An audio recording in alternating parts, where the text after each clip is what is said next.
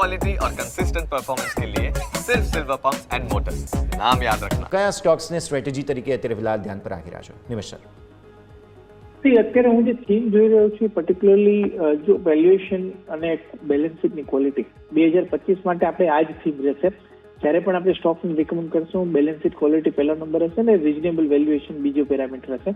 આ બે ફેક્ટરથી ઇન્વેસ્ટમેન્ટ કરશું તો શું છે કે માર્કેટની અંદર વોલેટિલિટીમાં સ્ટોકના ભાવ નહીં ઘટે એવી કોઈ ગેરંટી નથી, પરંતુ જો સારી બેલેન્સ શીટની ક્વોલિટી હશે ને રિઝનેબલ વેલ્યુએશન હશે તો માર્કેટ જ્યારે રિકવર થશે ત્યારે આપણે એક સારી રિકવરી પર જોઈશું. એની અંદર ફર્ટિલાઇઝરના કાઉન્ટર મને અત્યારે લાગે છે કે વેલ્યુએશન ઘણા રિઝનેબલ છે અને જે પ્રમાણે આપણે વેલ રિકવરી અત્યારે જોઈ રહ્યા છે એની એક સીધી ઇમ્પેક્ટ ફર્ટિલાઇઝર સ્ટોક્સ ઉપર થશે અને એને પગલે મને લાગે છે કે ક્યાંક ને ક્યાંક જે અત્યારે નેચરલ ગેસના પ્રાઇસ ચાલી રહ્યા છે કે જે કંઈ પણ અત્યારે ડિમાન્ડ આઉટલુક છે એ જોતા મને લાગે છે કે ફર્ટિલાઇઝરના વેલ્યુએશન ઘણા સારા છે. જીએનએફસીનું કાઉન્ટર છે મને લાગે છે કે ઉપરની તરફ 640-650 સુધીના લક્ષ્યાંક આવતા 3 થી 6 મહિનામાં જોવા મળે એવી પ્રોબેબિલિટી દેખાઈ રહી છે. એટલે જીએનએફસી ની અંદર હું ખરીદી કરવાની ભલામણ કરીશ.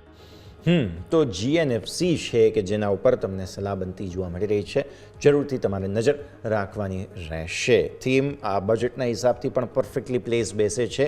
ઓલરેડી અમુક અનાઉન્સમેન્ટ્સ ખાતરને લઈને આવેલા છે, ડીએપી ખાતર સબસિડી વગેરેને લઈને, અને હજુ પણ અહીંયા એક્શન બની શકે છે. તો નિમેશ સર તરફથી સલાહ તમને જોવા મળી રહી છે.